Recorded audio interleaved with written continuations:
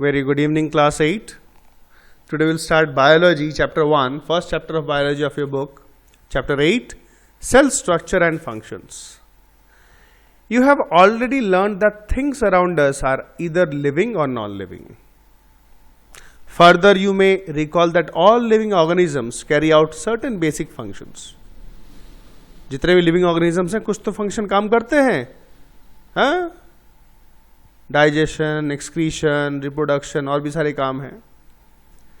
Now different sets of organs perform the various functions you have listed. तो जैसे मैंने कुछ बताया, अलग अलग ऑर्गन अलग अलग काम करते हैं. In this chapter you shall learn about the basic structural unit of an organ which is the cell. So cell is the basic structural unit of an organ. Cells may be compared to bricks. And bricks are assembled to make a building. Similarly, cells are assembled to make the body of every organism. So, discovery of the cell, Robert Hooke in 1665 observed slices of cork. Cork, लकड़ी का जो छाल होता है सूखा, उसी चीज का होता है वो. तो उन्होंने कॉर्क को सिंपल मैग्नीफाइंग डिवाइस उस टाइम जो था उसके नीचे देखा. Cork is a part of the bark of a tree. Bark यानी छाल जो बोलते हैं, छिलका, बार का मोटा छिलका पेड़ का, स्टेम का. He took thin slices of cork and observe them under a microscope. तो पतले पतले स्लाइस लेके उनको माइक्रोस्कोप के नीचे रख के देखा. ही नोटिस पार्टीशन बॉक्सेस और compartments in the cork slice. तो जैसा हमको दिख रहा है, छोटा छोटा पार्टीशन यानी जिसका बाउंड्री हो, ऐसा बॉक्स बॉक्स बॉक्स बॉक्स चीजें, ऐसा उसने देखा. ठीक. Now, these boxes appeared like a honeycomb, जैसे मधुमक्खी का छत्ता होता है, वैसा दिखने में लग रहा था. He also noticed that one box was separated from the other by a wall or partition. तो एक बॉक्स दूसरे से एक दीवार या पार्टीशन यानी कोई भी ऐसा जो दोनों को अलग अलग करे, इससे सेपरेट था. Hooke coined the term cell for each box. तो उन्होंने ये जो एक एक बॉक्स को coined यानी नाम दिया. क्या दिया? सेल नाम दिया. Now what Hooke observed as boxes or cells in the cork were actually dead cells. तो उन्होंने क्या देखा, ये जो कॉर्क था उसके जो सेल्स है वो डेड है. Cells of living organisms could be observed only after the discovery of improved microscopes. और लिविंग ऑर्गेनिजम्स के जो सेल्स हैं उनको कैसे देखा संभव, जब नए और एडवांस पावरफुल माइक्रोस्कोप्स तैयार किए गए. Very little was known about the cell for the next 150 years after Robert Hooke's observations. तो 150 साल बाद, जब उनके आविष्कार ये जो करने के बाद भी 150 साल बाद भी आपका बहुत कम कुछ ही जान पाए हम लोग. Today we know a lot about cell structure. क्योंकि देखो 1665 यानी 1665 बहुत साल पहले, मतलब कितने हैं अभी से समझ लो, लगभग 400 साल पहले, ठीक है ना, 350 साल बोल सकते हैं. तो today we know a lot about cell structure and its functions because of improved microscopes having high magnification. उनका जो मैग्निफिकेशन पावर है बड़ा करके देखने का बहुत ज्यादा है. अब आते cell. Both bricks in a building and cells in the living organisms are basic structural units. घर बना तो ईंट, उनका ईंट मेन चीज है, ईंट से पूरा स्ट्रक्चर खड़ा रहता है. हमारा शरीर भी सेल के ऊपर पूरा बना हुआ है. The buildings though built of similar bricks have different designs, shapes and sizes. तो बिल्डिंग आपका ब्रिक से बना हुआ रहता है, लेकिन हर ईंट का लेकिन एक ही साइज, सेम टू सेम, एक ही वो नहीं रहता. दिखने में लगता है लेकिन एक्चुअल में छोटे बड़े कुछ रहते हैं. Similarly, in the living world, organisms differ from one another, but all are made up of cells. इसी तरीके से जीव जंतु सब अलग अलग हैं, लेकिन बने हुए सब सेल से हैं. Cell in the living organisms are complex living structures unlike non-living bricks. Complex living structure means बहुत कुछ है उसके अंदर, मतलब सेल मतलब कोई नॉर्मल सा चीज नहीं, एक सेल मतलब बहुत कुछ है उसके अंदर, ठीक है. So it is known as complex. तो यहां दिया हुआ है, दो फोटो दिया हुआ है. ब्रिक वॉल, ऑनियन पील, प्याज का छिलके का दिया हुआ है. सेल दिए हुए, उसके सेल दिख रहे हैं हमको. The egg of a hen represents a single cell and is big enough to be seen by the unaided eye. तो जो अंडा है आपका मुर्गी का, वो भी एक सेल ही है जो कि हम अपनी खाली आंखों से भी देख सकते हैं.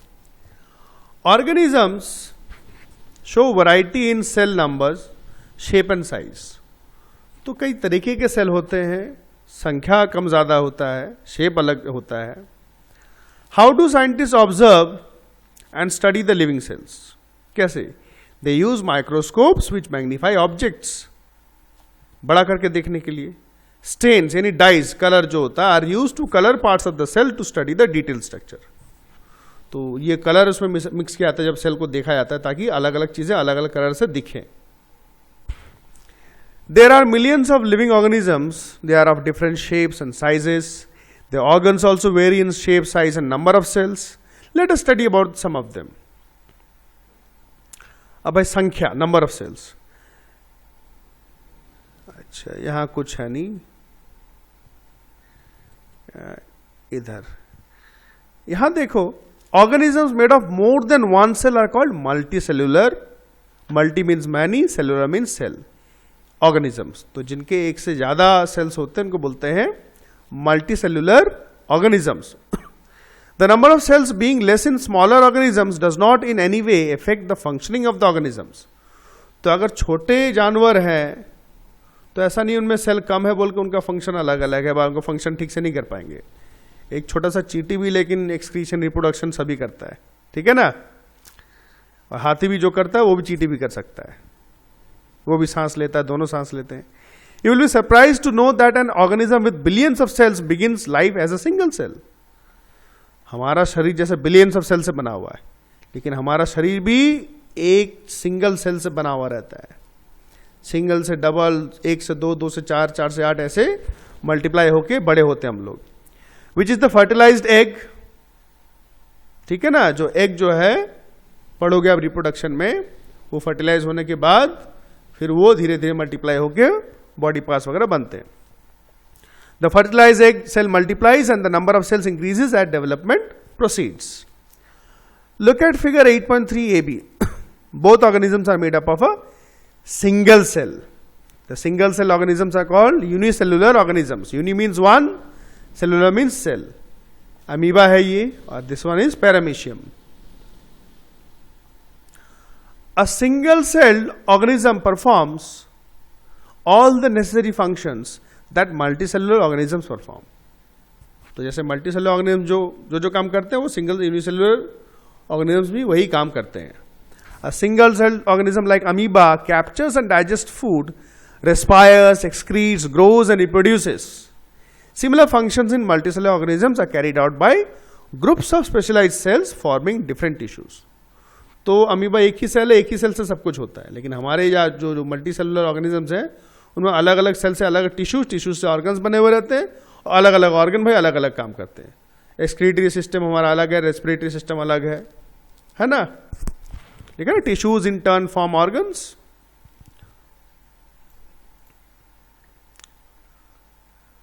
अब आते हैं shape of cells. Refer to figure 8.3a. तो हमने देखा पीछे. How do you define the shape of amoeba in the figure? You may say that the shape of appears irregular. उसका irregular shape है, ठीक ठाक नहीं है, कभी यहां से टेढ़ा यहां से मेढ़ा. In fact, amoeba has no definite shape, unlike other organisms. It keeps on changing its shape. Observe the projections of varying lengths protruding out of its body. Protruding यानी निकला हुआ जो है. तो उसमें हम लोग देख सकते हैं अमीबा के ये जो निकले हुए से पार्ट्स, कुछ छोटे हैं कुछ बड़े हैं, इनको बोला जाता है सीडोपोडिया. क्या बोलते हैं इनको? Pseudopodia. These are called pseudopodia. Pseudo means false, podia means feet. As you learn in class 7, these projections appear and disappear as amoeba moves और फीट. तो ये कमते बढ़ते रहते हैं जैसे ये खाना खाता है या मूव करता है. A white blood cell WBC in human blood is another example of a single cell which can change its shape. But while WBC is a cell, amoeba is a full-fledged organism capable of independent existence. WBC खाली एक cell है, उसका काम खाली fix है, वो पूरा organism नहीं है, जीव नहीं है. जबकि अमीबा सिंगल सेल से बना हुआ है और वो पूरा एक कंप्लीट ऑर्गेनिज्म है, जीव है वो एक. ठीक. What shape would you expect in organisms with millions of cells? क्या शेप होगा? The figure 8.4 ABC we can see shows different cells such as blood, muscle and nerve of human beings.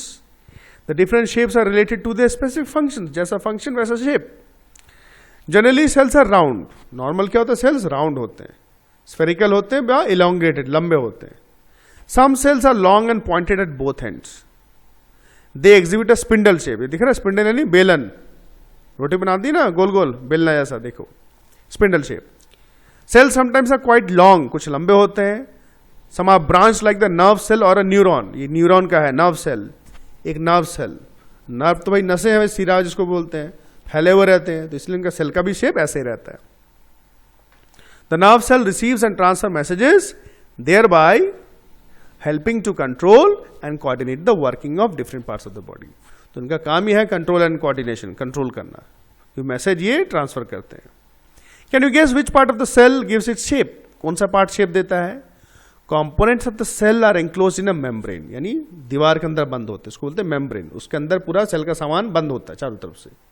This membrane provides shape to the cells, और यही membrane shape देता है plant और animal cells को।